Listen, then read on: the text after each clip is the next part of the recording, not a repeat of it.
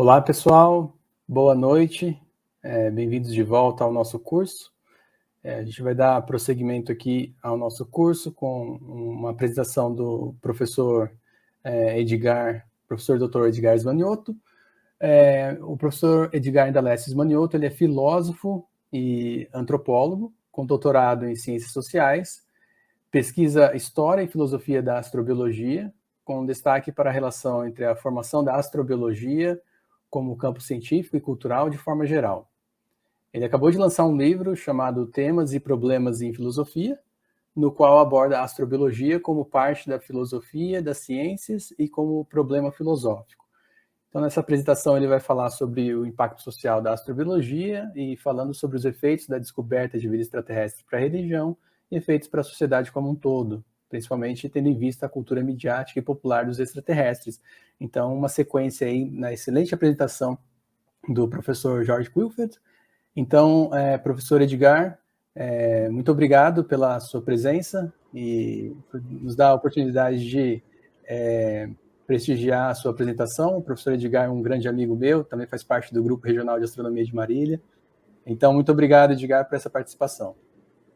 Opa, muito obrigado pelo convite, Ivan. Vocês estão me ouvindo? Bem? Sim. Tá tranquilo? Então, muito obrigado, Ivan, pelo convite, né? O Ivan, que ele é presidente, né, na verdade, do Grupo de Astronomia aqui de Marília. Nós crescemos aqui na mesma cidade. Nossos caminhos se cruzaram uma vez há muito tempo atrás, né, por interesses similares, e voltaram depois a se cruzar uns 10, 15 anos novamente, né? Mas o Ivan seguiu aí a carreira bem dentro mesmo da astrobiologia, se tornou astrobiólogo. Eu já segui a carreira como filósofo, mas não abandonei essas questões de pensar sobre a vida extraterrestre. Mas fui por um outro caminho, né? Fiz até meu mestrado nas ciências sociais, trazendo a questão da pluralidade dos mundos habitados, de vida extraterrestre, e um pensador brasileiro do século XIX, né, inclusive foi a primeira dissertação, o primeiro trabalho acadêmico sobre esse pensador, que é muito interessante você pensar que alguém no Brasil, no século XIX, escreveu sobre a pluralidade dos mundos habitados, escreveu sobre alienígenas, e sobre isso em 1875, publicado em folhetins, né, na época do que o Brasil... Se hoje, como o professor que apresentou, né, a aula anterior falou, né, a ciência no Brasil está difícil, né, no século XIX, então, e a gente tinha um pensador lá já trabalhando com essas questões, inclusive, mesmo tempo que ele trabalhava com pluralidade dos mundos habitados, ele trazia pela primeira vez também Darwin para o Brasil. O livro dele também foi o primeiro a trazer Darwin, evolução das espécies, todas essas questões. Então é muito... que é o Augusto Emílio Zaluar, né, que traz isso num livro ficcional, mas traz num livro para debate. Né? Ainda que no século XIX, às vezes esse livro, a distinção entre ficção e um trabalho, digamos assim, hipotético, não seja tão nítida quanto hoje, né? As pessoas tinham lá como os diálogos platônicos, né? Se misturava ficção com hipótese. Hoje em dia a gente tem isso muito mais nítido, né? Separação entre ficção e não ficção, pela academia, né? Nessa época não tinha tanto assim, não. O pessoal queria defender uma hipótese e colocava um diálogo, né? Como os próprios diálogos sobre a pluralidade dos mundos habitados, do Fontenelle, que também é um diálogo, mas ele levanta essas hipóteses. E então eu gostaria de dar boa noite a todos. Muito obrigado pelo Ivan e pelos coordenadores do curso, pelo Miguel Moreno, do GEDAL, pelo convite. E vou começar, né, a gente está falando sobre o impacto social da astrobiologia, vou começar com um tema polêmico, né, vou começar abordando o tema da vida extraterrestre da perspectiva da religião. Então, qual seria, para a religião, né, o impacto da descoberta de vida extraterrestre? Então, se você tem aí a questão religiosa, que é uma questão importante, que faz parte da cultura de da maior parte da civilização das pessoas, né, desse planeta, elas seguem alguma religião, elas são crentes em alguma religião. Como que a descoberta de vida extraterrestre iria interferir na religiosidade? É lógico que eu vou pegar aqui a religiosidade principalmente ocidental, porque é onde nós vivemos, né, muito mais muito mais perto de nós para trabalhar com essa questão, no caso da religiosidade cristã, né, do cristianismo. Mas antes, eu vou começar essa apresentação, eu começo ela com uma tese, né? Nós filósofos, antropólogos, gostamos muito de teses, né? Então eu vou colocar uma tese fundamental aqui, uma tese fundante, e ao longo da aula eu vou procurar trabalhar com ela, que é a seguinte. Durante toda a história humana, nós nunca estivemos sozinhos, né? Nunca fomos o único ser sapiente no cosmos. O que eu proponho com essa tese? É que, culturalmente, tá? Aqui eu não estou falando, logicamente, de prova científica, e nem estou falando que nenhum desses seres em determinado momento existiu, mas dentro da cultura humana, para a maioria dos seres humanos que habitaram esse planeta, desde que nós temos registros históricos, arqueológicos, antropológicos, o ser humano sempre esteve envolvido com outros seres inteligentes além dele. Tá? E não estou falando do período pré-histórico, onde nós sabemos hoje que convivemos com outros hominídeos. Tá? Até talvez 10, 15 mil anos atrás, por exemplo, nós convivemos com o homem de Neandertal, e pesquisas recentes mostram que, inclusive, possivelmente nos acasalamos com eles. Né? Não estou nem falando dessa questão. Eu estou falando da questão que, para a maioria das culturas humanas, o ser humano não era o único ser senciente e sapiente que existia neste planeta, ou neste universo, ou nesse cosmos, né? Se formos entender como cada uma dessas culturas entendia o cosmos. O ser humano não era o único ser sapiente. Então, se você vamos pegar na Grécia. Para o grego, o homem grego, ele não era o único ser sapiente que existia até então. Ele dividia esse planeta, dentro do aspecto cultural dele, com outros seres sapientes. Então, ele dividia esse planeta com os deuses. Tá? Então, haviam deuses, haviam semideuses. Né? Todo mundo sabe que os Zeus eram muito prolíficos em ter filhos, né, com humanas. Então, havia semideuses. Havia os titãs, que é uma outra classe de deuses. Haviam também outros seres como centauros, faunos, sereias. Todos esses seres, para os gregos, dividiam o mundo com ele. Tá? O próprio Heródoto, no livro dele, A História, né, que é o livro que funda a disciplina da história, quando você vai ler a história, né, do Heródoto, seres, né, tidos por nós hoje, que seriam seres mágicos, né, só que seria algum tipo de ser, para nós hoje, que seria mitológico, dividia, né, então, com os humanos, este planeta. Tanto é que o Heródoto, nos relatos históricos dele, ele não separa aquilo que para nós hoje seríamos seres mitológicos daquilo que seria, digamos assim, a história como nós fazemos hoje, onde esses seres entrariam assim apenas como cultura, né? Apenas como cultura. Ele não separa essas duas coisas. Tá? Deixa eu só responder aqui. Ele não separa essas duas coisas. Então, nos primeiros relatos históricos, esses seres estão juntos. Isso ocorre, por exemplo, na Ilíada, na Odisseia, que são os poemas fundadores da cultura grega, né? Na própria Teogonia, mas principalmente na Ilíada e na Odisseia, a guerra de Troia, ela não é uma guerra entre Troia e a Grécia apenas, né? Entre troianos e gregos. Ela é uma guerra entre troianos e gregos e os seus respectivos deuses, os seus respectivos seres mitológicos. Eles participam da guerra. Quando a gente assiste hoje aqueles filmes principalmente os filmes mais novos, né, aquele filme mais novo, Troia, de Hollywood, né, lá não tem a participação dos deuses. Então, lá eles transformaram, digamos assim, eles laicizaram a obra, né, em Troia, né, eles laicizaram a Ilíada e a Odisseia de Homero. Mas se você vai ler o poema, ou assistir aqueles filmes mais antigos dos anos 70, 80, os deuses participam ali, né? Os deuses lutam ao lado dos homens, tanto de troianos quanto de gregos.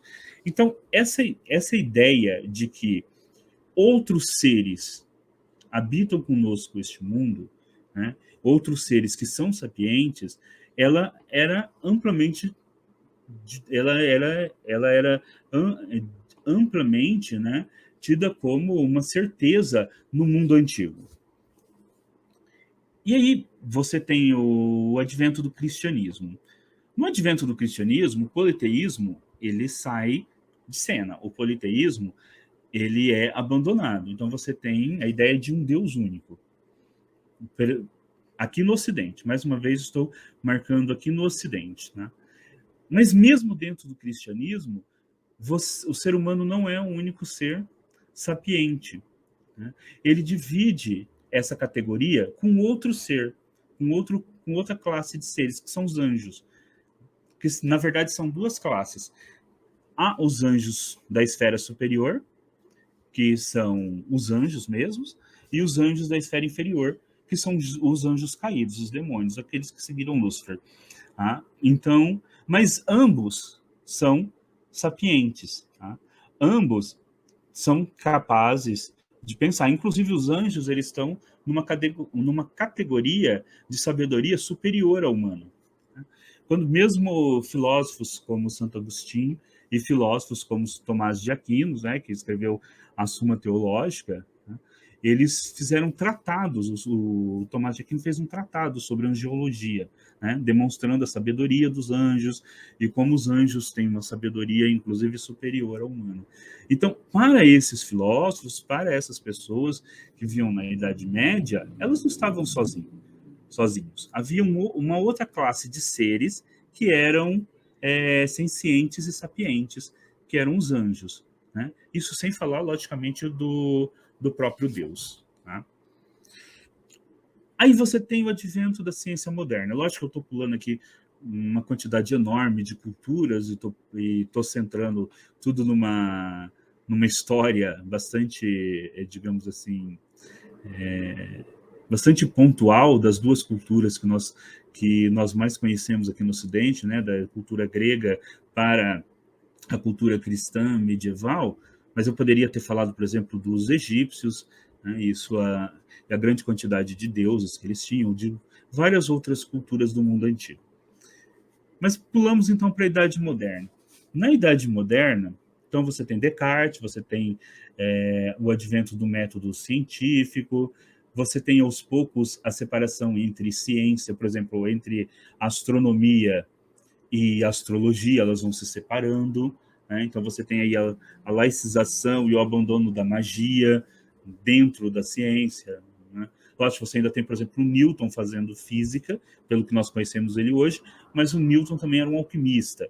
Você tem diversos astrônomos que eram astrônomos, mas trabalhavam como astrólogos reais, né? Trabalhavam como fazendo cartas astrológicas para os reis, né? Então, mas isso tudo ao longo do século XVIII, XVII, XVIII, vai se separando da ciência, né? Essa ciência e esse mundo da magia, eles vão se separando. Você tem, então, uma enciclopédia de Diderot, d'Alembert, você tem a publicação de todos os fatos e conhecimentos científicos até então na enciclopédia. A enciclopédia ela trata, né, a religião enquanto um fato social, né, e não enquanto um fato já nessa questão mais da laicização, né, do conhecimento. Então trata a religião como um fato social. Né? E você vai tendo paulatinamente a separação entre ciência e religião, magia, e vai criando um mundo moderno, o nosso mundo, como nós temos hoje, né? Onde essas coisas estão separadas. Neste processo, há um abandono, então, da ideia, né, de outros seres, como os anjos, né, e como os deuses antigos. Repentinamente, a ciência moderna, nós falamos muito da ciência moderna de alguns paradigmas que foram quebrados com o advento da ciência moderna, como, por exemplo, a mudança da concepção que o homem tinha antes, que ele era o centro do universo, né? Que a Terra era o centro do universo. Então, nós falamos, de repente, isso mudou. Então, a Terra não é mais o centro do universo, ela é só um planeta em volta, né, do Sol. Mas o Sol ainda é o centro do universo. Com o tempo, então, nós vamos descobrir que o Sol também não é o centro do universo, né? O Sol está numa galáxia. Então, essa galáxia também, já lá no início do século XX, nós descobrimos que também existem uma infinidade de galáxias. Então, alguns outros filósofos vão tirando a centralidade do homem. Então, você tinha o homem como central na natureza. Aí vem Darwin e diz, não, né? O homem não é uma criação especial da natureza. O homem evolui também, né? O homem está dentro de um processo de evolução.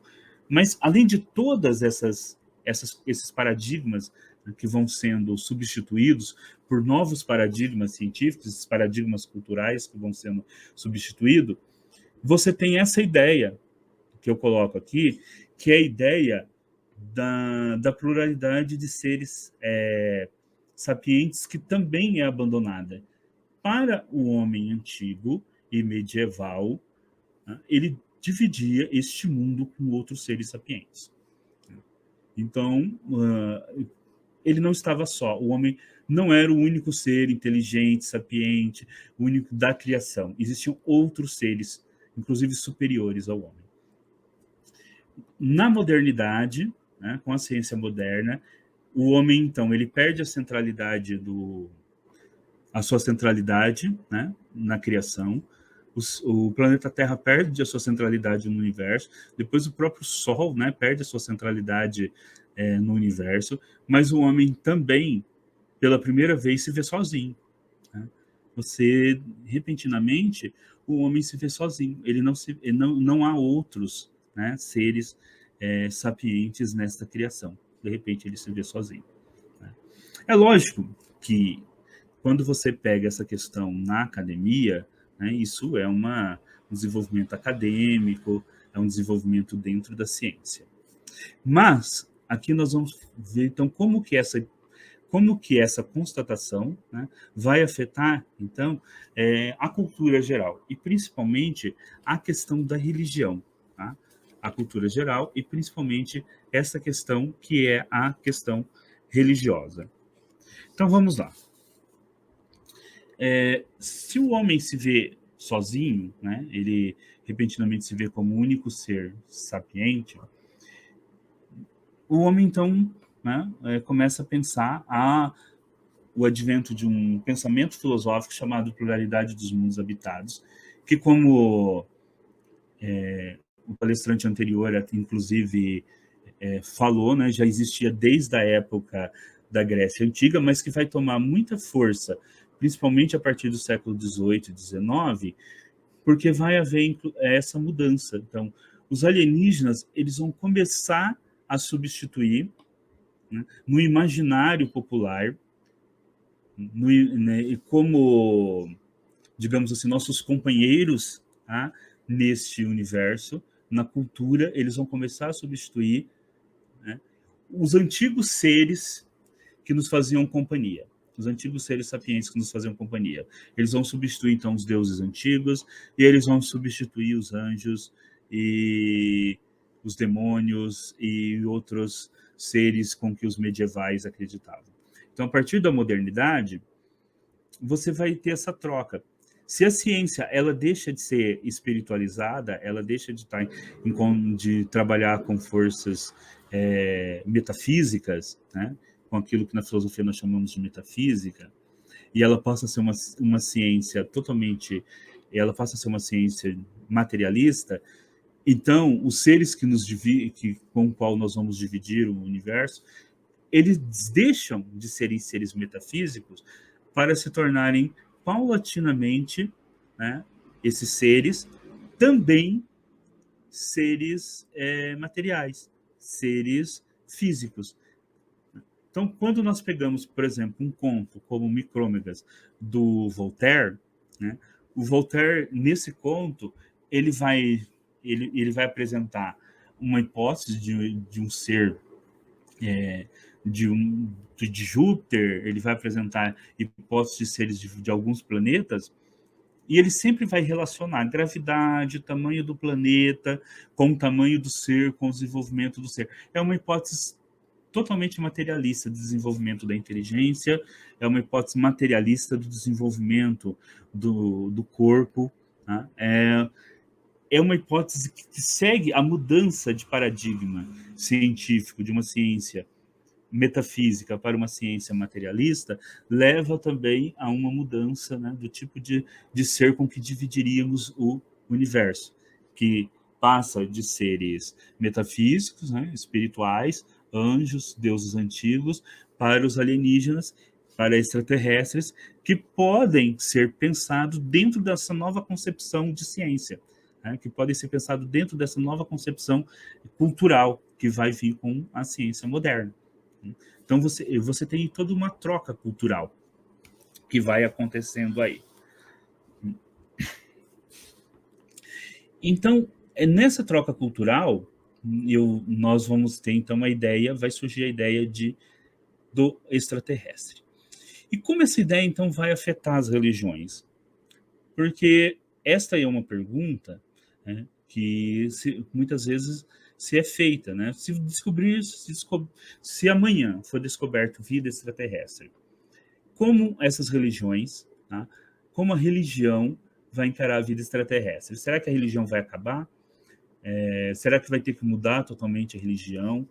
Que tipo de comportamento vai surgir? A gente tem aquele clássico livro do Carl Sagan, né? Esse daqui, o Contato, do Carl Sagan, onde o Carl Sagan trabalha com algumas ideias nessa questão, né? Há um contato via 7, né? Nós recebemos uma mensagem, depois somos instruídos a construir uma máquina para fazer contato com uma super civilização que consegue criar buracos de minhoca e viajar pelo universo. Mas uma parte interessante do livro é justamente como surgem diversos grupos religiosos e como os grupos religiosos eles acabam tendo que enfrentar essa ideia de existir outros seres, né? De existirem extraterrestres. Então, isso é uma parte que tem um enfoque muito grande dentro desse livro do Carl Sagan, né? Inclusive, um dos personagens principais é um teólogo. Há duas hipóteses hoje, eu vou trabalhar com essas duas, que nós poderíamos aí ter a certeza de existência de vida extraterrestre. Uma é por pesquisa de micro-organismos no próprio sistema solar, né, que é aquela que parece que hoje a NASA mais tem interesse, né, de fazer pesquisas, descobrir micro-organismos, e a outra é através de uma mensagem via 7. Uma mensagem nossa ser respondida, ou recebemos, como no livro Contato do Carl Sagan, uma mensagem. Não vou trabalhar aqui com a hipótese que seria mais sensacional, mas muito presente na cultura pop em geral, que são os alienígenas chegarem de repente, aí, destruindo a Casa Branca com um raio laser, né? Não, vamos essa hipótese muito extrema, né, vamos abandoná-la, vamos trabalhar com essas duas hipóteses mais realistas. Vamos supor, então, que uma delas se confirme, né, que amanhã ou depois,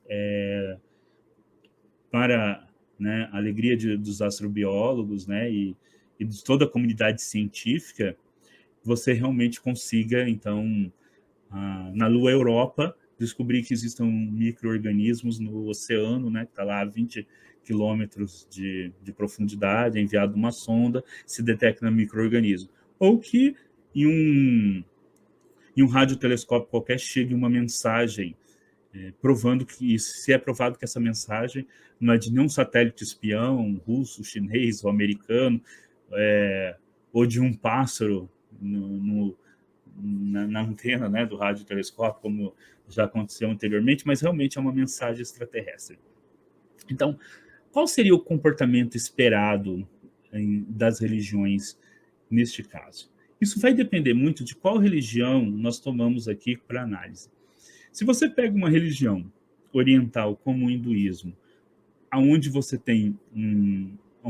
ainda tem um aspecto do politeísmo, né? Ela é uma religião politeísta, com diversos deuses, e que tem uma cosmogonia que reúne diversos seres, como era, por exemplo, a religião grega.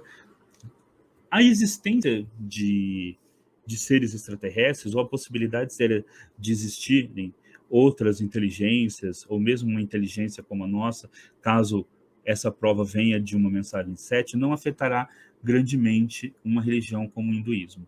Não me parece que isso vai provocar nenhuma grande quebra teológica. O mesmo acontece, por exemplo, em uma religião como o Espiritismo aqui no Brasil. O Espiritismo, dentro da própria formação do Espiritismo, você tem um grande teórico da vida extraterrestre, que é o Camille Flammarion, que era amigo do Allan Kardec, o próprio, e que é o fundador, né, do Espiritismo. E é uma religião bastante difundida no Brasil, basicamente uma religião brasileira, né, o Espiritismo. Então, dentro do dogma, né, dentro desse aspecto da religiosidade do Espiritismo, a vida alienígena já está presente. Então, você não teria também nenhuma grande mudança de paradigma dentro dos dogmas da religião. Então, provavelmente, para um adepto do espiritismo, dessa corrente religiosa, a descoberta de vida extraterrestre não seria sentida da mesma forma que para adeptos de outras religiões. Porque para esse adepto já existem alienígenas, tá? Para ele já existem. E veja, as minhas afirmações aqui, elas são de cunhos culturais, tá bom? Estou analisando cada religião aqui de forma cultural, tá bom?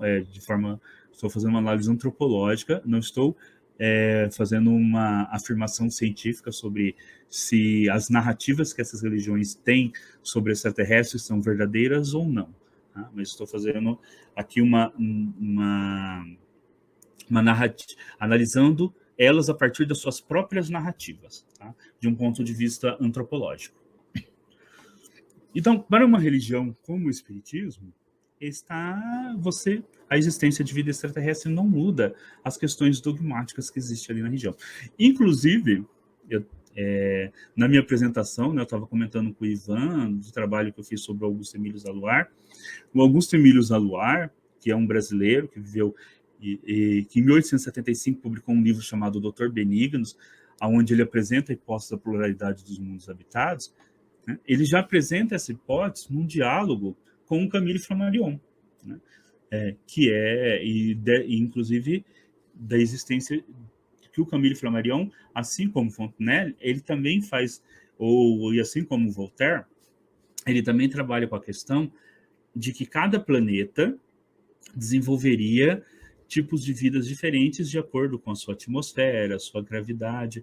E é lógico que o Camille Flammarion também leva em consideração questões metafísicas que já estavam sendo abandonadas, né, pelos cientistas do século XIX, mas que o Flammarion, sendo ele ao mesmo tempo um astrônomo e também, né, adepto do espiritismo, ele ainda faz essas duas coisas, né? Ele ainda deixa as duas coisas juntos.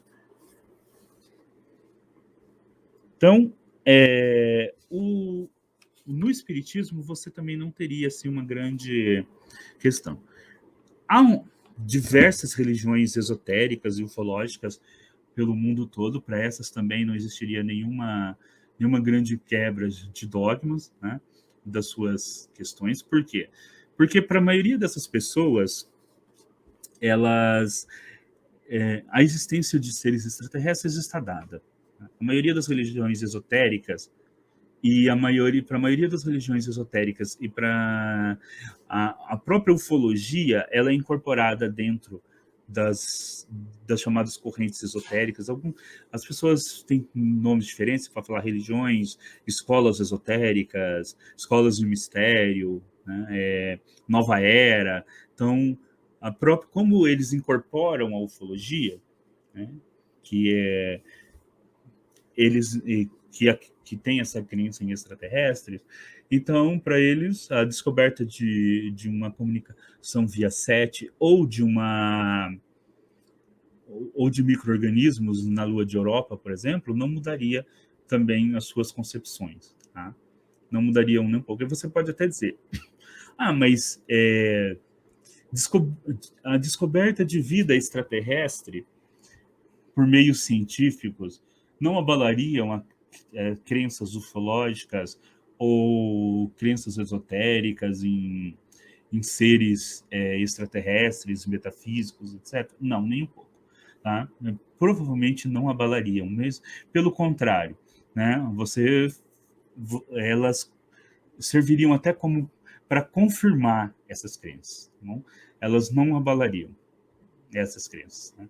Elas serviriam até como um exemplo de que, olha, a ciência está confirmando aquilo que nós estamos dizendo há muito tempo, e agora os cientistas resolveram falar isso, então eles confirmam o que a gente já estava dizendo. Em nenhum momento elas seriam abaladas por essa questão. Ao contrário, elas seriam, inclusive, confirmadas. Tá?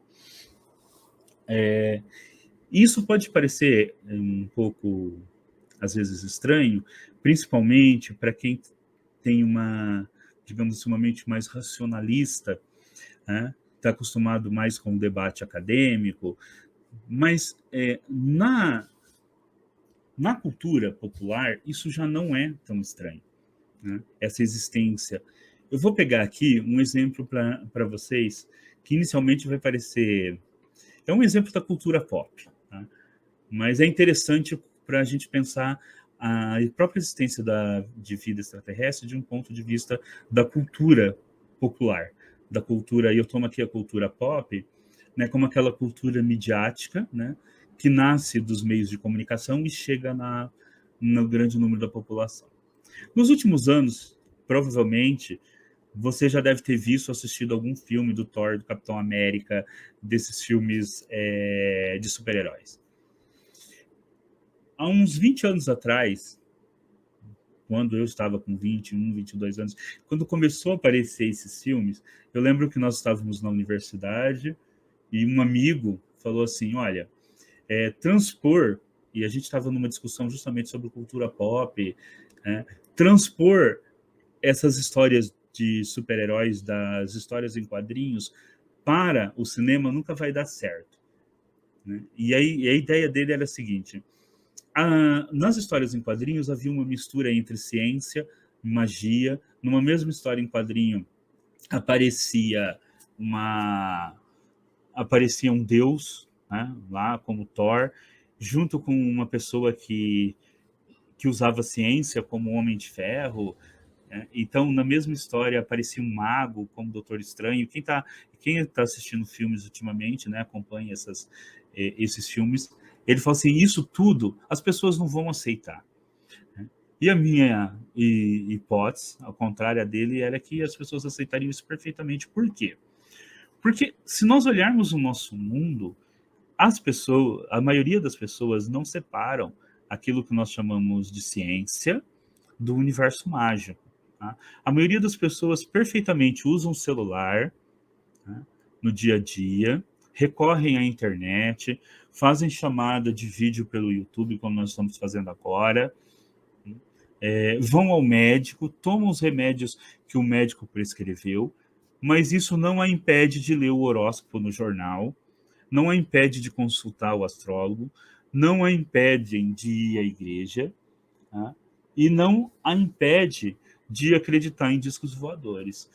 Isso tudo, né, dentro da cultura, as pessoas foram, a maioria, uma parte considerável das pessoas vai assimilando isso sem ver contradições. Tá?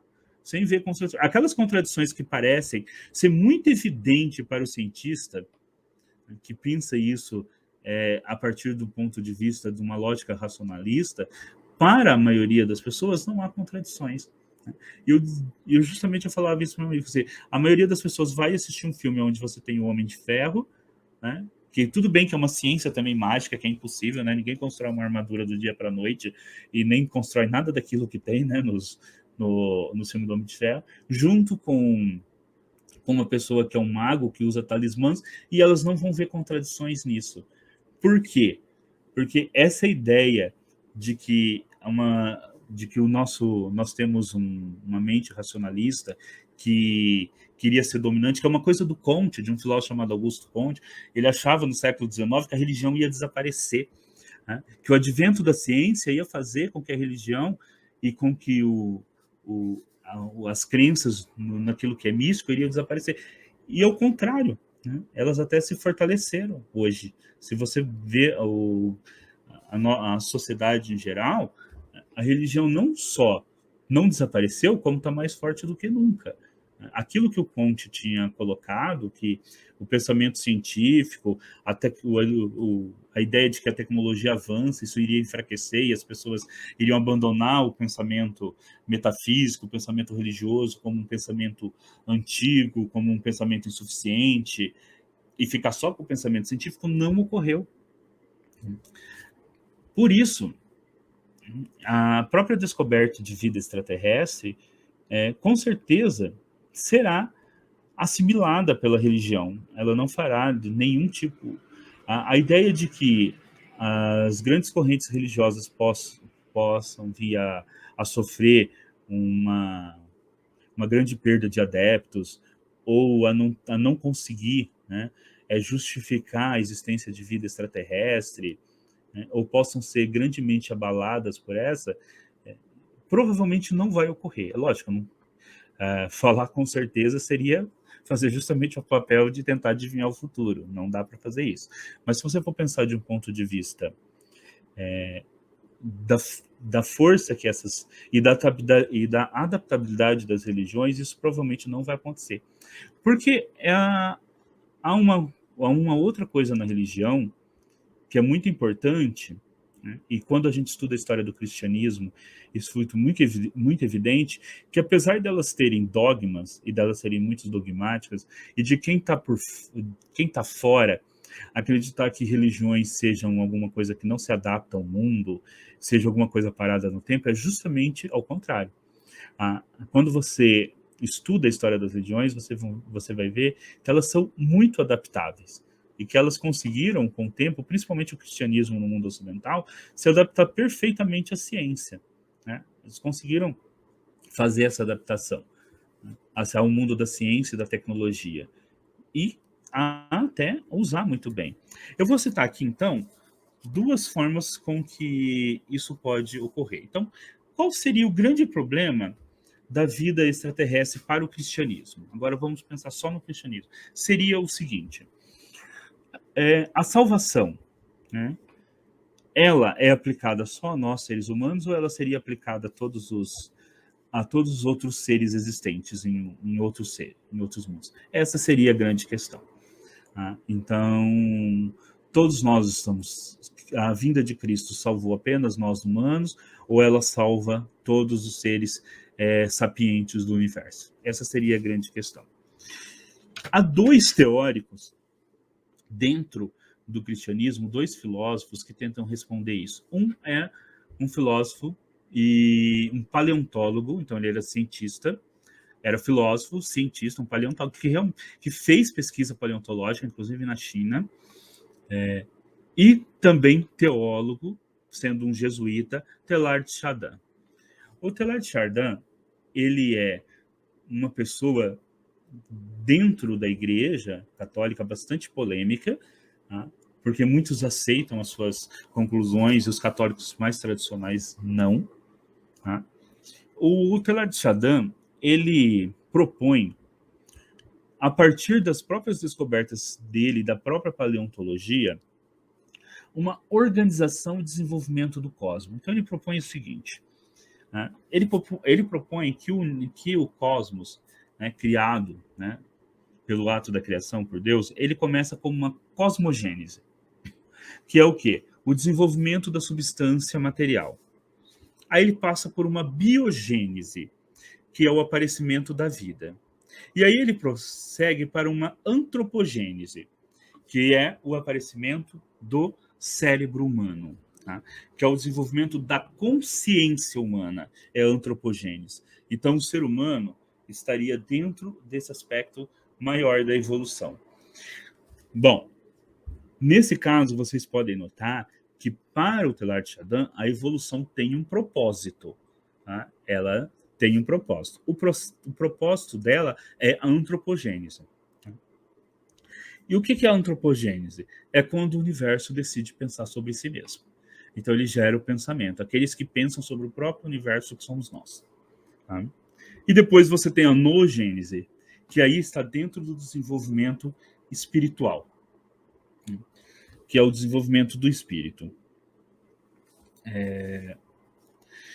Em um determinado momento, para o Teilhard de Chardin, né, que é uma pessoa que tem um pensamento bastante interessante, porque, principalmente, né, se for pensar aí, tempos difíceis que nós vivemos, ele acredita que a humanidade vai caminhar para cada vez uma união maior.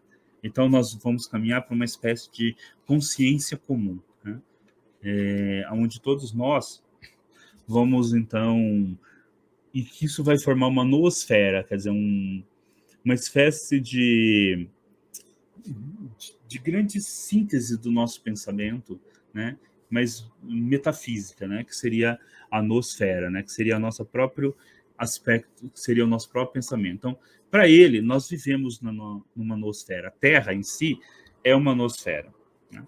E o Teilhard de Chardin, ele postulava a existência de seres extraterrestres.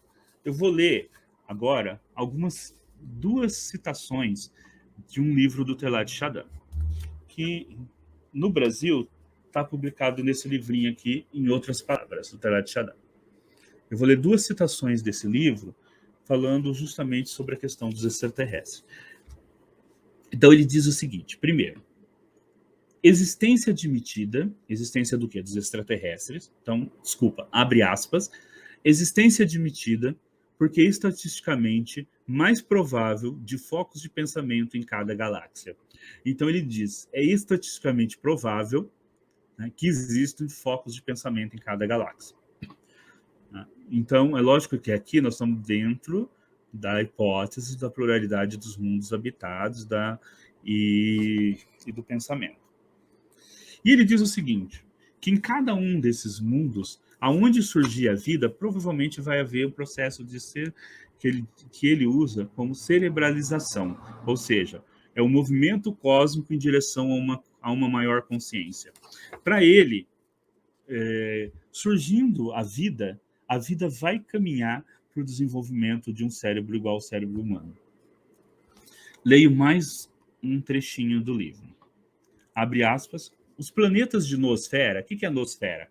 Essa esfera de pensamento que se forma onde surge o pensamento, no caso a Terra.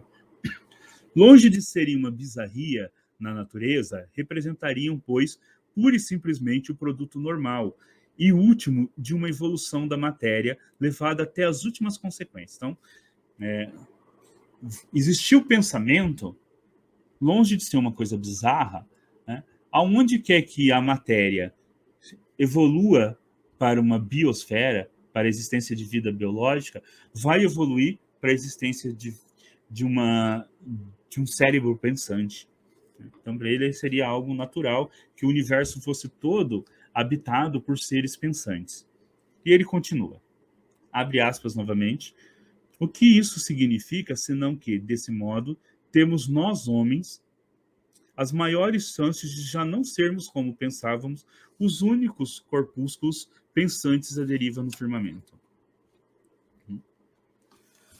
Então, toda a filosofia do Teilhard de Chardin, que é uma filosofia constituída dentro da Igreja Católica por um jesuíta, que, para quem não conhece, a Igreja Católica é uma das ordens mais importantes dentro da Igreja, inclusive o atual Papa é jesuíta, né? Toda ela é voltada justamente para a questão da pluralidade dos mundos habitados, né? Para a questão de que da existência de vidas alienígenas. Aí o Teilhard de Chardin, ele continua, abre aspas, dado que sabemos agora sobre as relações essenciais existentes entre cosmo, bio e noogênese, deve realmente haver outros mundos habitados. Desse modo, nos pomos a sonhar, se não com um fantástico evento cósmico que seria através do tempo e do espaço, mas ao menos com a invenção maravilhosa que nos permitiria descobrir a presença e apreciar a temperatura psíquica dos planetas vivos, por meio de algum radar ou emulsão sensíveis à influência longínqua da matéria organizada. Quando ele escreve isso, não existe ainda radioastronomia feita para comunicação, né, via SET. Então ele está falando, existe o radar, e ele está falando que talvez pudéssemos usar o radar para nos comunicar e descobrir seres pensantes. Né? Ele está prevendo o SET, né? Ele está prevendo o SET. Ele escreve esse texto no começo do século XX, no começo do século XX, quando ele começa a prever a ideia do SET como comprovação.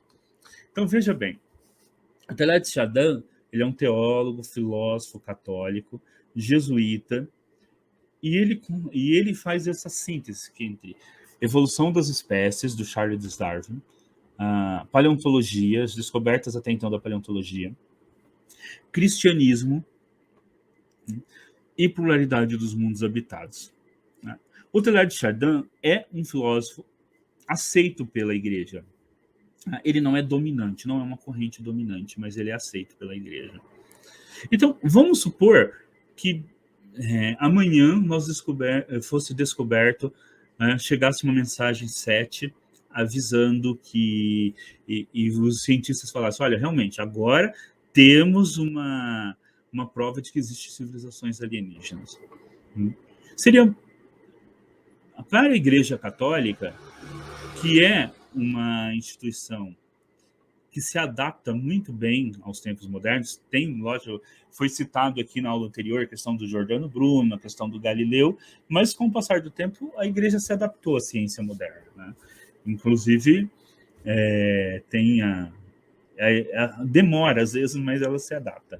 Mas nesse caso, por exemplo, a própria igreja tem um teólogo, filósofo e toda uma síntese, né, da pluralidade dos mundos habitados já desenvolvida dentro da igreja por um teólogo. Seria muito simples para a Igreja Católica, por exemplo, transformar Teilhard de Chardin, que fora talvez do meio acadêmico, fora de pessoas que estudem o próprio Teilhard de Chardin, que há muitos estudos sobre ele, se você procurar na internet, acha aí bastante estudos sobre ele. Ele é pouco conhecido. Né? No Brasil, ele até é bastante conhecido, porque o Frei Beto costuma divulgar muitos escritos dele. Tá? Tem coisas traduzidas bastante aqui, inclusive do Teilhard de Chardin.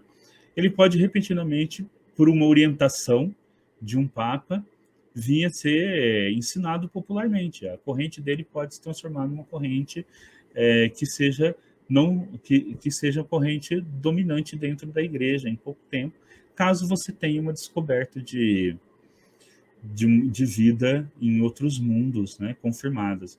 Você poderia ter alguém como Teilhard de Chardin, aí repentinamente elevado à condição de beato, de santo, né, de padroeiro da descoberta de vida extraterrestre, padroeiro dos astrobiólogos ou coisa similar. A Igreja Católica ela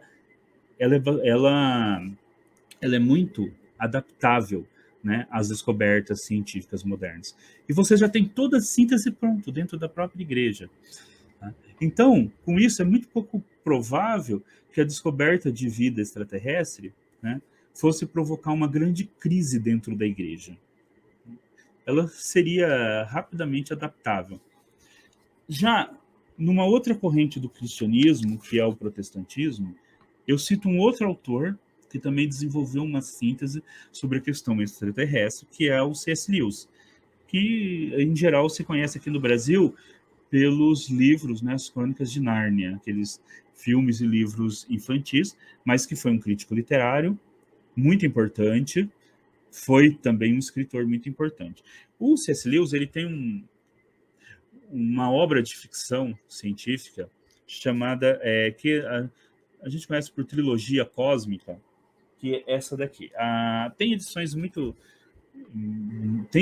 novas no Brasil, mas eu tenho essa daqui, que é a edição original dos anos 60, publicada aqui no Brasil, além do Planeta Silencioso, que é o que eu pretendo agora conversar com vocês sobre ela.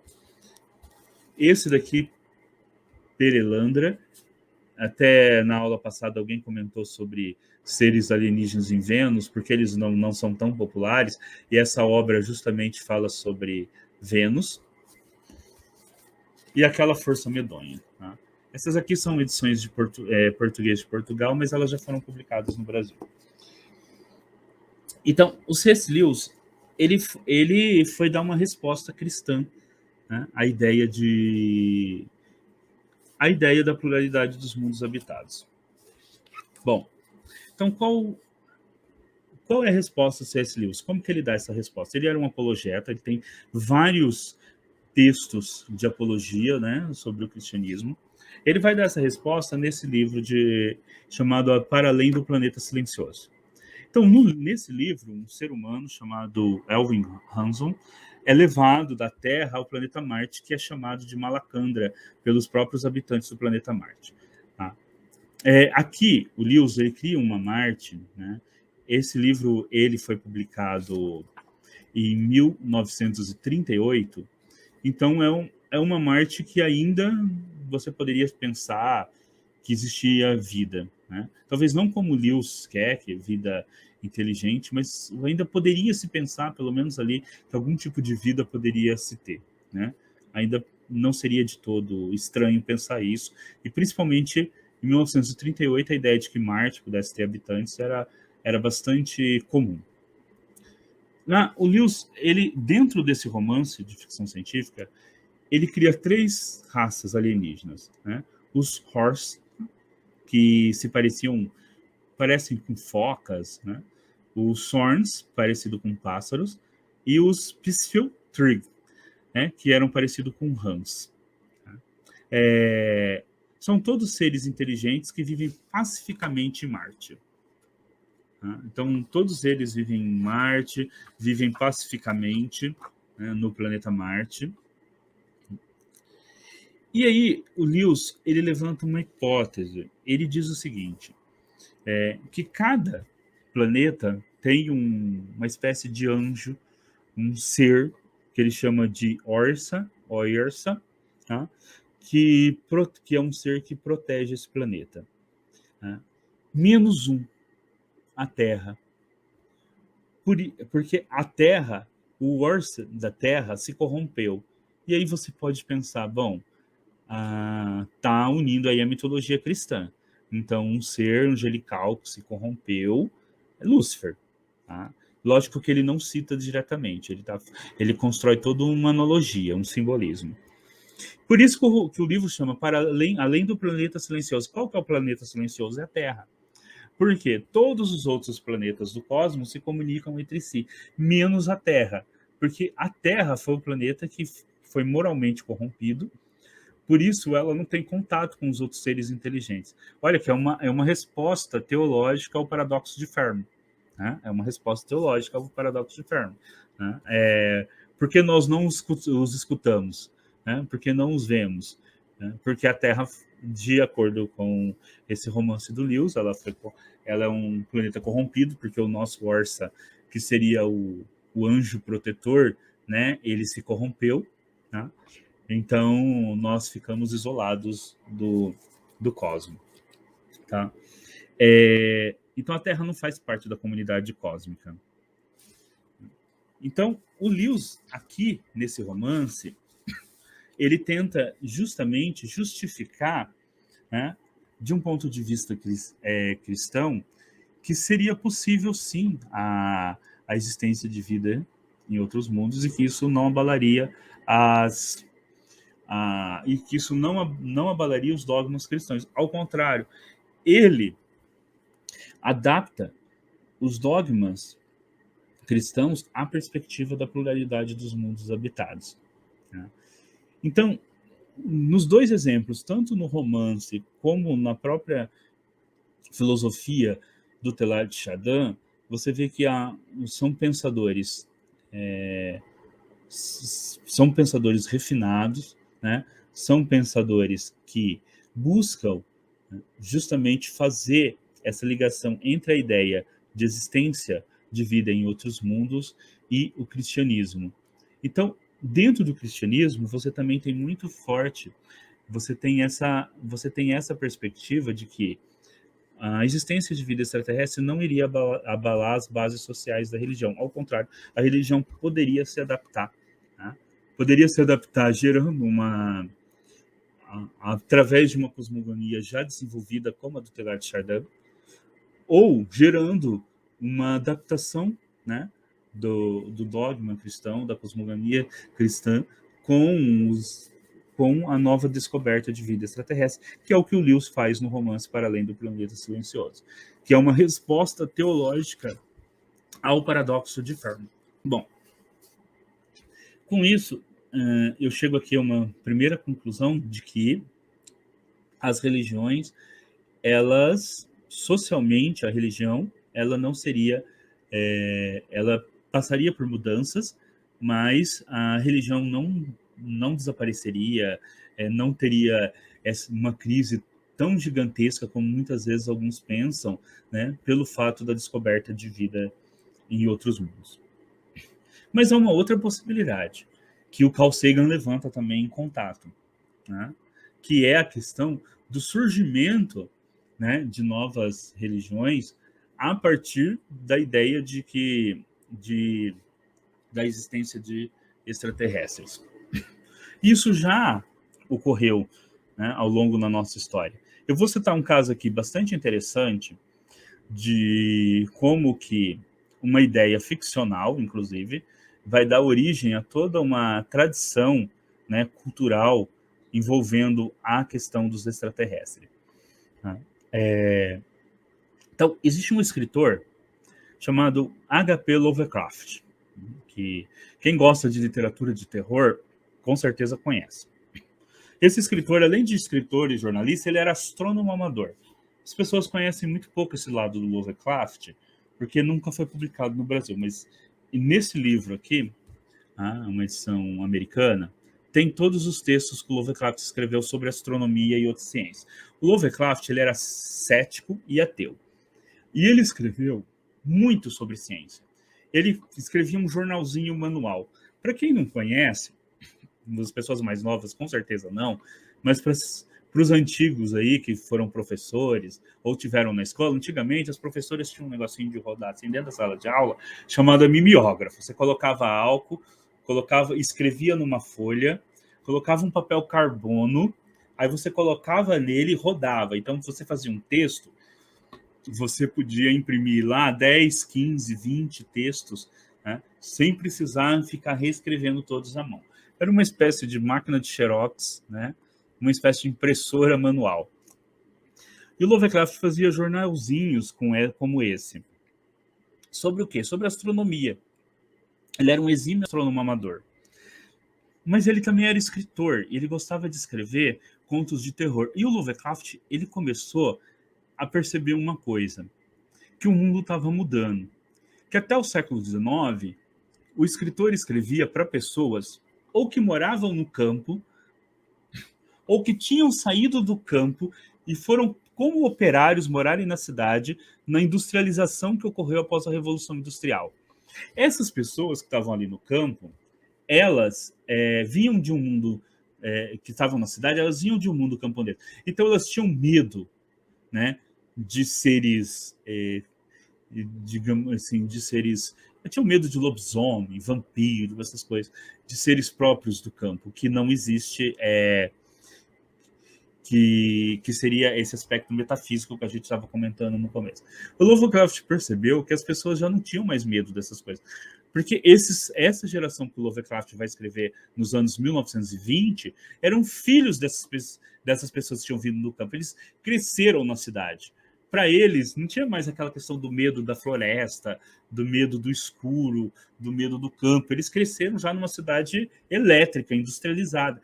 E o Lovecraft, então, ele começa a pensar como colocar medo nas pessoas. Então ele pensa, olha, alienígenas. Então ele começa a escrever contos onde alienígenas, né, viveram na Terra no passado, já contracenaram com os humanos, eram até mais antigos que os humanos, alguns que até ajudaram a criar a vida na Terra 400, 500 milhões de anos atrás. O Lovecraft, ele era um exímio pesquisador, então ele pesquisava a história dos povos antigos, ele conhecia muito de química também, e ele vai criando toda uma obra literária de deuses antigos, né? E vai transformando isso em livros e mais contos e sendo publicado. Até que um amigo dele, o Robert E. Hard, que é o criador do Conan Bárbaro, que vocês devem conhecer, né? A antiga geração lá, principalmente pelo Arnold Schwarzenegger, né? E a nova geração aí pelo intérprete do Aquaman, que faz o Conan também. Né? Esse amigo dele manda uma carta para ele e fala assim: "Ô Lovecraft, você usou um deus lá no seu conto, e eu queria usar esse deus também no meu. De que cultura você pegou? Né? De onde que é esse deus? Aí ele é mesopotâmio, grego." Aí o Lovecraft responde para ele: "Olha, eu não sei dos seus livros, mas esse deus aí eu inventei, né? Porque não existiu esse negócio de deus de alienígenas no passado humano, deuses alienígenas, isso não existiu, né? Isso aí eu inventei tudo. Mas se você quiser usar, você pode usar." E o Robert Hurd usa. Ele escreve contos dele e usa. Inclusive tem um conto muito famoso do Conan chamado A Torre do Elefante, em que o Conan contracena com um desses deuses extraterrestres, né? Que ele tem uma carona de elefante e depois ele sai voando no final entre as estrelas do conto.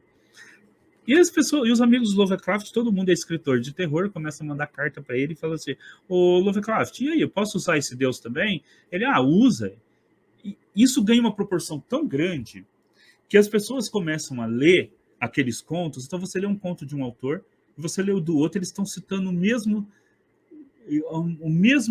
mesma referência cultural. E quando você começa a ver muita referência cultural igual, o cérebro humano tem uma tendência a achar que aquilo é realidade, né? Tem uma tendência a agrupar aquilo e pensar o seguinte: bom, se eu li num lugar, li num segundo lugar, li num terceiro lugar, e todo mundo está confirmando aquilo, provavelmente é real.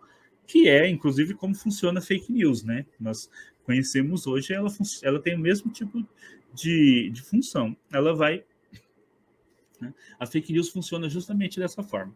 E o Lovecraft, essa mitologia Lovecraftiana,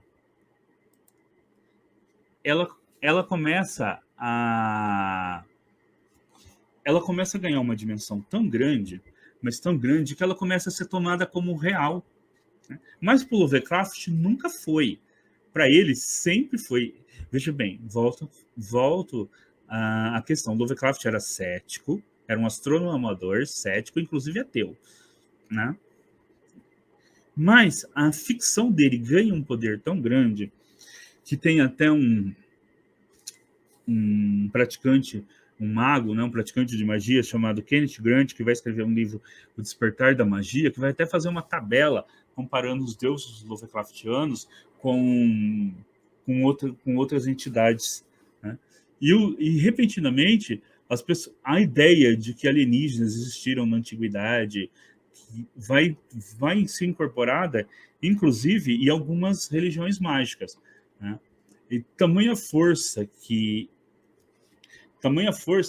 essa cultura vai ganhar a partir do momento em que a obra do Lovecraft ela começa a ser difundida, mas principalmente não a obra dele em si, mas o uso dos personagens dele, né? Então hoje toda essa cultura de deuses extraterrestres, de extraterrestres na antiguidade, vem desse escritor, né? Vem a partir do Lovecraft. Então, veja, é uma ideia ficcional interessante, né? Os contos do Lovecraft são maravilhosos, né? É uma ideia ficcional interessante, mas que sai da ficção e vem para o mundo real, e inclusive se transforma em correntes aí esotéricas e religiosas, né? Toda essa questão da existência de deuses antigos. Isso nos mostra o quanto essa questão da existência de seres extraterrestres começou a ser forte a partir ali do final do século XIX e começo do século XX. Eu vou terminando aqui, tá? Mas vou chamar a atenção para uma outra questão, só para poder terminar, que é o seguinte. Eu estava justamente falando, né, de quanto essa ideia do extraterrestre vai influenciar a nossa cultura a partir do século XIX e século XX. Uma dessas formas de você notar como isso influenciou foi o desenvolvimento da ideia de deuses antigos a partir do Lovecraft. Outra é a questão do invasor extraterrestre a partir da obra do H.G. Wells. Então, em 1897, o H.G. Wells escreve A Guerra dos Mundos, né, principalmente devido a uma ideia popular na época que Marte teria canais e que esses canais representariam uma espécie de... Seriam justamente porque em algum momento teve que a civilização marciana consumiu tanto os seus recursos que os canais começaram a secar, né? E os marcianos agora, no romance do H.G. Wells, precisam conquistar outro mundo, né? Porque o deles já tinham os seus recursos esgotados. Eles vêm para o nosso, né? Bom, o romance do H.G. Wells, ele vai provocar uma questão cultural muito interessante em 1938. Em 1938, o Orson Welles, que depois vai ser conhecido como um grande cineasta, ele apresenta na CBS, na rádio, uma adaptação radiofônica da Guerra dos Mundos. Só que o que o Orson Welles faz? Ele, na época, o que acontecia? Imagina hoje, assim, todo mundo assiste a novela. E aí acaba a novela, todo mundo mudasse de canal para assistir o jornal. Na época, todo mundo assistia uma apresentação numa determinada rádio. E depois todo mundo mudava para outra estação para assistir, não, né? Para ouvir o outro programa. Só que o Orson, ele começou a transmissão da Guerra dos Mundos falando que era uma fantasia, tá? Só que o script era muito realista. Inclusive, esse script foi publicado no Brasil em livro, tá? O script era muito realista e era um jornalista falando como se a invasão estivesse ocorrendo. E aí as pessoas estavam numa outra estação de rádio, de repente elas mudaram o rádio porque acabou a novela radiofônica que estava passando na outra estação, e elas pegaram aquela transmissão do Orson já ocorrendo. E ele não avisou durante o programa depois que aquilo era uma fantasia. E as pessoas tomaram aquilo como realidade. Segundo relatos, mais de 1 milhão de pessoas saíram ali para Nova York, Nova Jersey, desesperada à noite, atirando em caixa d'água, porque a caixa d'água tinha luz no topo, né? Achando que eram os alienígenas chegando. E o tumulto só parou quando a polícia invadiu a rádio e prendeu o Orson e os outros radialistas e começou a transmitir que era tudo uma fantasia e tal. E ele sofreu um processo e tudo mais, que para ele, inclusive, alavancou a carreira, né? Agora, para terminar aí, pessoal, mais uns 5 minutinhos, né? O que é interessante? Essa transmissão foi em 1938, pré-Segunda Guerra Mundial.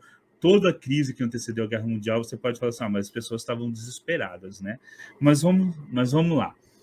No Brasil, em Caratinga, Minas Gerais, em 22 de novembro de 1954, a mesma novela, né, A Guerra dos Mundos, foi transmitida numa rádio. E o desespero da população foi tão grande, teve tanta ligação na delegacia para as autoridades, que as autoridades comunicaram à Força Aérea, que inclusive chegou a enviar um C-47 para investigar se realmente alienígenas não tinham chegado lá na cidade.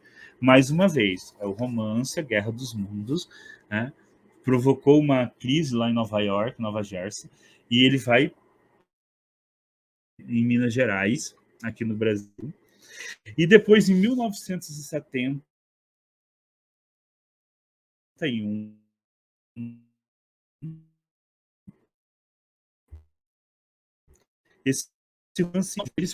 eles enviam, inclusive, a aeronáutica envia uma esquadrilha, né, para investigar o que estava acontecendo, tamanho o desespero da população, tá? Bom, eu agora vou para o encerramento, né, com a seguinte hipótese, né, da questão aí da questão social. A gente vê que, socialmente, você pode ter o desenvolvimento, a crença na existência de seres extraterrestres, né?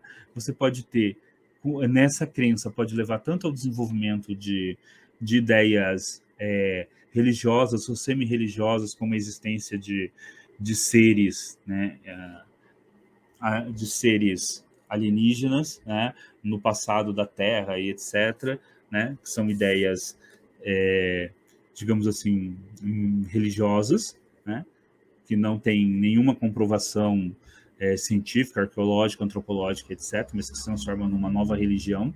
Você pode também ter uma questão social bastante intrigante quando as pessoas tomam, né, que os extraterrestres realmente estão chegando e elas se desesperam e comunicam às autoridades, como nesses 3 casos da leitura do romance A Guerra dos Mundos, que eu citei aqui. Mas e no aspecto religioso também, a própria religião pode ser muito adaptável socialmente à questão da existência, teologicamente, à questão da existência dos extraterrestres, né? Inclusive, pesquisas feitas recentemente pelo Instituto Ipsos mostram que 24% dos brasileiros adultos acreditam em extraterrestres e não tem nenhum, inclusive que eles vivem aqui entre nós. Na Índia, esse número sobe para 45%. Na China, 42%. No Japão, 29% da população. Nos Estados Unidos, 65% da população acredita na existência de extraterrestres. Então, pegando todas essas porcentagens, essa questão da adaptabilidade da religião, né? A própria questão da existência de vida extraterrestre, nós podemos, né, concluir a nossa aula inferindo que a descoberta de vida extraterrestre, seja através do SETI ou micro-organismos, ela com certeza terá um efeito dentro da academia enorme, né? Como o professor na aula anterior falou, né? A própria possibilidade de existir ali nanobactérias dentro de um meteorito já fez a NASA ter muito mais recursos para pesquisas. Então, lógico que descobrir uma mensagem, chegar uma mensagem, né, de extraterrestres via rádio, ou descobrir um micro-organismo na Europa, isso vai ser importantíssimo para a astrobiologia, inclusive recursos, mas no aspecto cultural, né, não iria representar nenhuma grande mudança de paradigma do que nós já temos, né?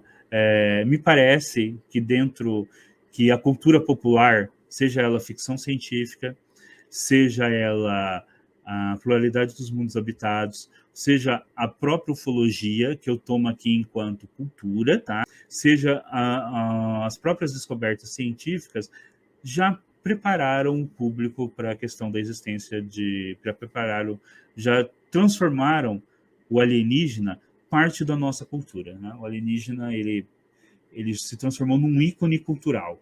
Então, descobrir ou não vida alienígena não vai causar, né, uma grande ruptura nos paradigmas culturais existentes, tá bom? Pelo menos, né, caso esses alienígenas não cheguem aqui, logicamente destruindo a Casa Branca, o que aí sim é uma hipótese muito, mas muito improvável, tá bom? Então é isso, né? Eu abro agora então para as perguntas. Eu não sei se o Ivan quer voltar aí, né? O Rogério. Oi, Rogério, tudo bem? Boa noite. Olá, prazer, Edgar, tudo bem? Tudo bem. Edgar, você apresentou umas coisas bastante interessantes. Você colocou a gente com os pés no chão, voltamos para a Terra. As nossas perspectivas eram outras com relação a isso. Vamos abrir espaço para perguntas, tem tempos ainda. O Marcos Rincon, mas o conceito de que Deus criou o homem à sua imagem e semelhança não seria rudemente atacada caso vida inteligente extraterrestre fosse descoberta? Vai existir, sim, digamos assim, uma reorientação desse dogma, tá? Da imagem e semelhança, né, do homem com Deus, no sentido da imagem e semelhança justamente o homem ser um ser pensante e racional, né, e como Deus. Então essa imagem e semelhança viria da luz intelectual que Deus traz para o homem. Isso inclusive está em Santo Agostinho, nos textos dele sobre do De Magistro e outros textos dele sobre educação, né, o Santo Agostinho justamente faz. Nós somos capazes de raciocinar pela centelha cósmica, né, que nos faz a imagem e semelhança de Deus enquanto seres racionais, mas não enquanto corpo. Mas essa imagem e semelhança é da alma, né, é da razão, e não do corpo material, que é justamente o que o Teilhard de Chardin resgata, né? Essa imagem e semelhança seria de todos os seres pensantes. Tá? Então, seria mais ou menos essa questão que estaria aí posta para a igreja adaptar. Perfeito. Mais uma pergunta. Beatriz, você acredita que as obras de George Lucas, o Star Wars, impactou a visão social sobre a astrologia, a astrobiologia, ou foi impactada pela visão social da astrologia, a astrobiologia da época? Olha, a obra do George Lucas, ela tem uma questão assim, ela apresenta uma infinidade de alienígenas, tá? A maioria bastante muito semelhantes ao ser humano. Então você entra num bar lá, tá todo mundo falando inglês, né? Nesse sentido, inclusive, ela é bem menos científica do que Star Trek, do Gene Roddenberry. Tanto é que na classificação da ficção científica, os teóricos costumam colocar Star Trek, Guerra nas Estrelas, quer dizer, como fantasia científica, né? E não tanto quanto ficção científica hard, né? Que seria aquela ficção científica mais pautada nas questões mesmo científicas. Então, me parece que no caso de Guerra nas Estrelas, né, você tem uma saída muito mais metafísica do que dentro da própria astrobiologia, né?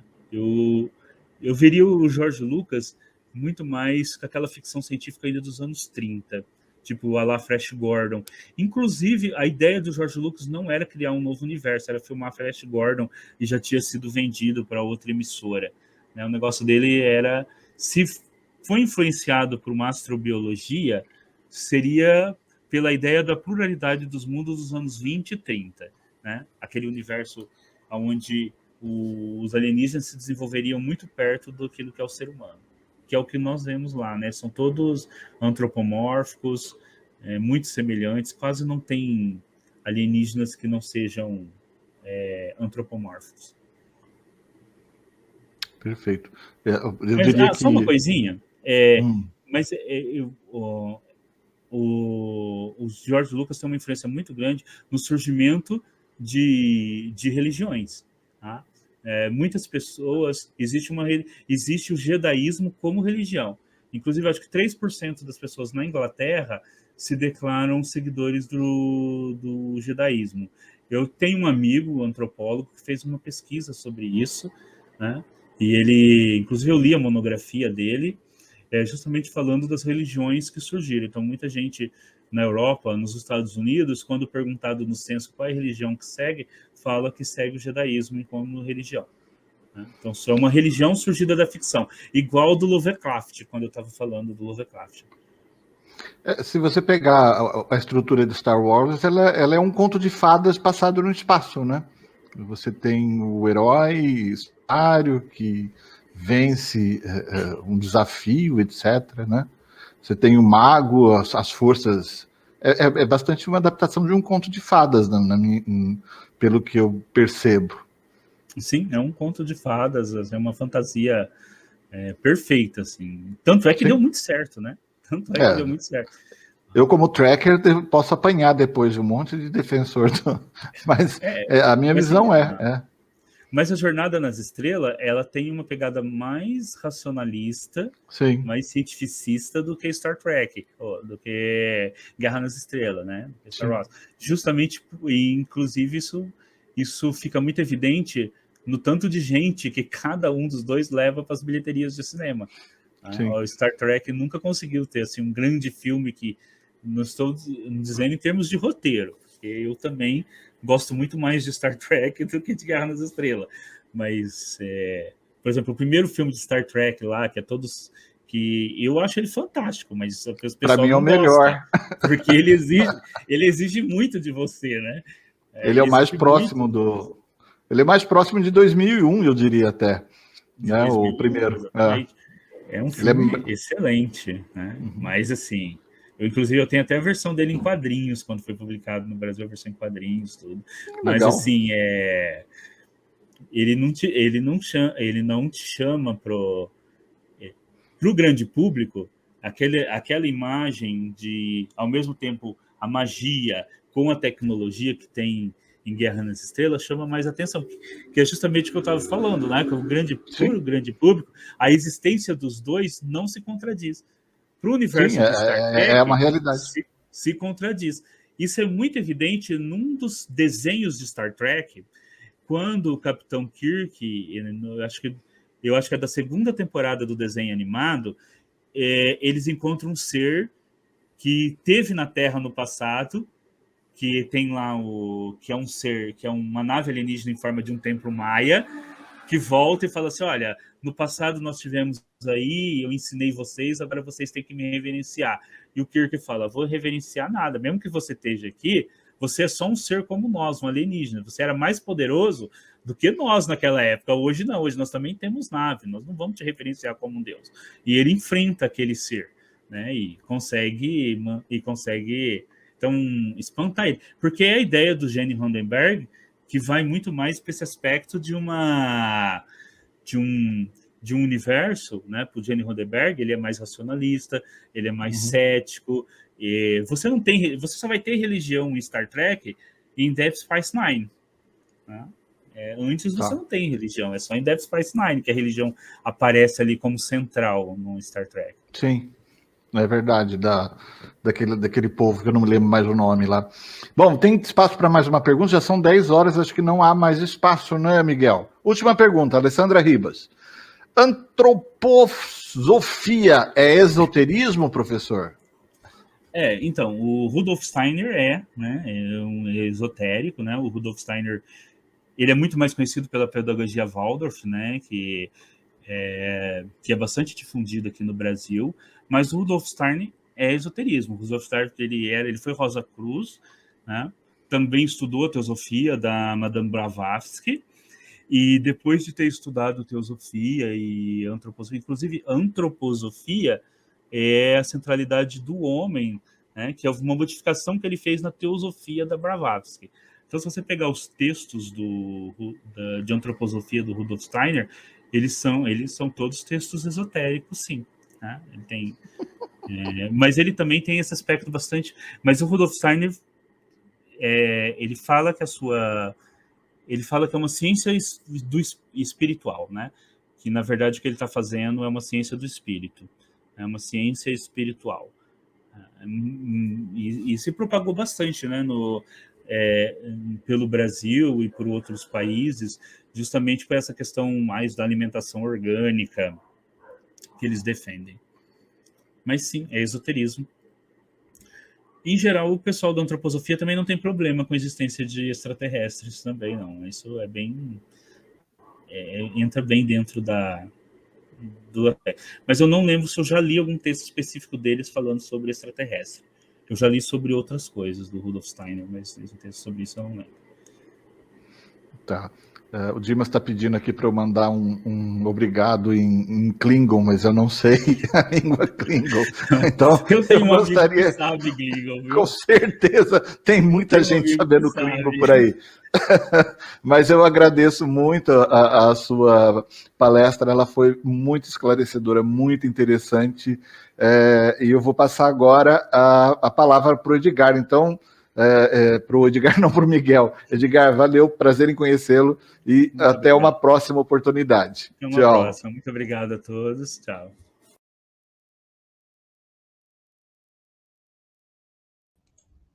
Tirar o mudo, né? Pessoal, hoje vocês viram então que foram duas apresentações extremamente densas e ricas de conteúdo, né? Professor Jorge, professor Edgar. É gostoso quando a gente pode conversar com pessoas em que a gente percebe este conhecimento extremamente vasto, né? E amanhã nós teremos duas apresentações bem bacanas. A primeira será a apresentação sobre cometas com a professora Daniela Lázaro, lá do Observatório Nacional do Rio de Janeiro. E depois teremos o Lucas Fonseca, da Air Vents, lá de Chicago, vai falar sobre a missão Rosetta, o Instituto Garatea e New Space. Tá bem? Então, amanhã, a partir das 19 horas, tanto no nosso canal do YouTube, quanto na nossa página do Facebook, aberto para todos, e para os participantes do curso, receberão o link para o nosso webinário. Lembrando que esse curso é uma realização conjunta do GEDAL, Grupo de Estudo e Divulgação de Astronomia de Londrina, e da UEL, Universidade Estadual de Londrina, através da ProEx, Pró-Reitoria de Extensão, contando com o apoio da revista Astronova, da Sociedade Brasileira de Astrobiologia e do Blue Marble Space Institute of Science. Beleza, pessoal? Um abraço, então. Até amanhã. Tchau, tchau.